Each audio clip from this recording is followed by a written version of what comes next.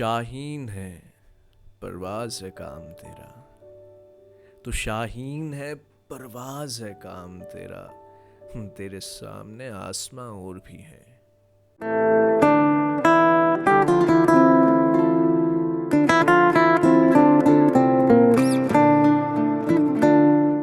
तो एक बार फिर मैं इस्तकबाल करता हूँ आप सबका अपने इस पॉडकास्ट, अपने इस यूट्यूब चैनल पे। तो you guys know the drill. सबसे पहले सब्सक्राइब कर लें जिसने नहीं किया, और जिसने किया है वो बेल आइकन को दबा ले। जिसने दोनों किया तो उनका बेहद शुक्रिया। तो मैंने आज वापस से वही शेर पढ़ा अल्लामा इकबाल का, तू शाहीन है परवाज़ है काम तेरा, तेरे सामने आसमां और भी है, जो पिछली वीडियो में भी पढ़ा था। क्योंकि पिछली वीडियो मैंने अधूरी छोड़ दी थी। उसमें मैंने सवाल किया था कि शाहीन, फैल्कन्स या फिर the great white sharks, falcons जो कि बादशाहत रखते हैं आसमानों में, हवाओं पर, वो क्यों पानी में जाके बेबस हो जाते हैं। जो मुझे देखा था एक चील जो थी पानी में गिरती हुई, क्यों पानी में जाके बेबस हो जाते हैं और कुछ कर नहीं पाते, वहाँ पे जान पे बनाती हैं उनकी। और क्यों ग्रेट वाइट शार्क्स जो कि दी बेस्ट शिकारी है, प्रेडेटर है समंदरों में, वो क्यों किनारों पे, साहिलों पे आके बेबस हो जाती है कि उसकी जब तक कोई मदद ना करे तो उसकी जान तक जा सकती है। मैंने आपसे सवाल किया था, आपसे कमेंट्स पे सवाल के जवाब मांगे थे, तो कुछ लोगों ने कमेंट भी किया, उन सबका बेहद शुक्रिया। तो इसका रीज़न ये है कि फैल्कन, शाहीन, चील, बाज, ईगल, हॉक या फिर कोई भी परिंदा जो शिकारी है या फिर कुछ भी है, वो हवाओं के लिए बना है। वो दरिया के लिए, वो पानी के लिए, वो समंदरों के लिए नहीं बना। उसी तरह कोई भी मछली, द ग्रेट वाइट शार्क्स, या फिर कोई भी ऑर्कास जो सबसे बड़े शिकारी होते हैं समंदर के, जो वेल्स तक का शिकार कर लेते हैं, या फिर कोई भी समंदर की मछली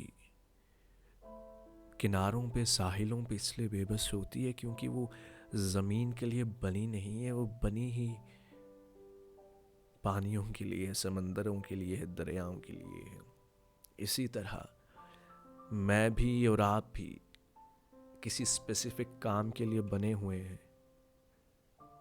हर कोई इंजीनियर नहीं हो सकता, हर कोई डॉक्टर नहीं हो सकता, हर कोई आईएएस नहीं हो सकता, हर कोई उसी तरह हर कोई सिंगर नहीं हो सकता, हर कोई शायर नहीं हो सकता, हर कोई क्रिकेटर नहीं हो सकता, हर कोई फुटबॉलर नहीं हो सकता, हर कोई आर्टिस्ट नहीं हो सकता।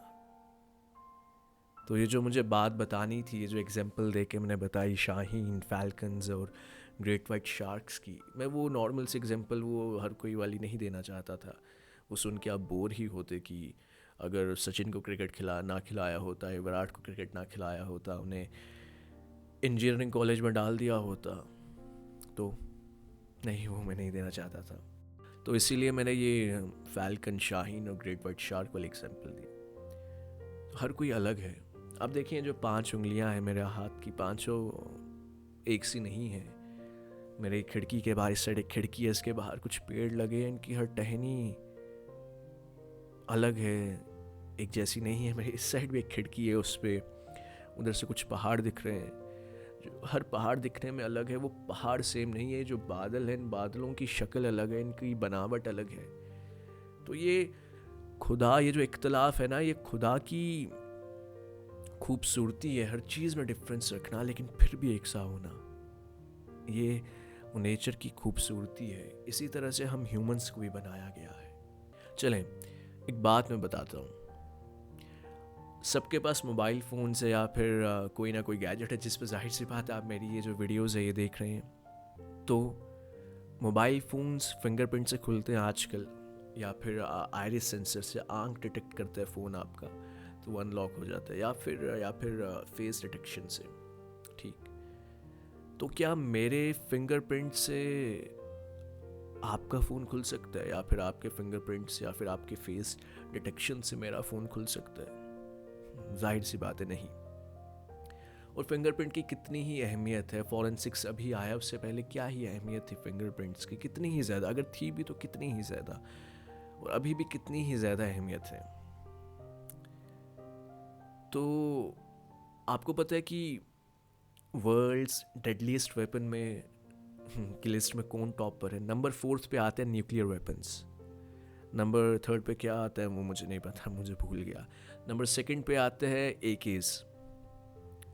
पता नहीं यूट्यूब वीडियो ना बैन कर दे वो पूरा बोलने से, तो खैर AK समझ आ गया आपको। नंबर 1 पे आता है, पहले नंबर पे, पहले दर्जे पे आता है ह्यूमन ब्रेन, हमारा जहन, हमारा दिमाग।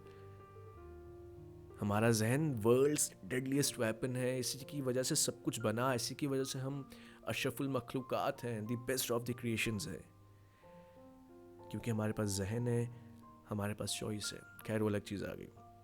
तो मेन बताने का यहाँ पे ये था कि नंबर 1 पे जो आता है वो ह्यूमन ब्रेन है। तो अगर खुदा, जितने भी लोग हैं दुनिया में, किसी के फिंगरप्रिंट सेम नहीं है, तो खुदा ने अगर फिंगरप्रिंट जिनकी कुछ खास अहमियत नहीं है वो सेम नहीं बनाई, या फिर आपकी आंखें सेम नहीं बनाई, तो आपका जहन, आपका सोचने का तरीका कैसे सेम हो सकता है? जब नज़र एक सी नहीं है तो फिर नज़रिया कैसे एक सा हो सकता है? तो ये चीज़ समझिए कि मैं अलग हूँ और आप अलग हैं, आपका दोस्त अलग है और आप अलग हैं, आपका पार्टनर अलग है और आप अलग हैं। हम सब अलग हैं एक दूसरे से, और हम सब खुद में ठीक हैं। We are the best versions of ourselves. हमें बेहतर होना होना होना होना अच्छी बात है, लेकिन आप किसी से कम नहीं हैं, किसी से कम नहीं हैं। और ये बात मैं उन लोगों को बोलना चाहूँगा जो बोलते हैं कि भाई अगर मैं ये काम कर सकता हूँ तो तुम भी कर सकते हो। क्यों भाई? ऐसा कुछ नहीं होता है। तुम्हें खुदा ने उस चीज़ में अच्छा बनाया है, मुझे नहीं बनाया। मुझे किसी और चीज़ में अच्छा बनाया, तुम्हें उस चीज़ में अच्छा नहीं बनाया। अब जिस तरह से मैं ठीक है, मैं ये बोल लेता हूँ आप लोगों के सामने, मैं इंफॉर्मेशन गैदर करके आपको बताता हूँ, मैं बोल लेता हूँ, ठीक।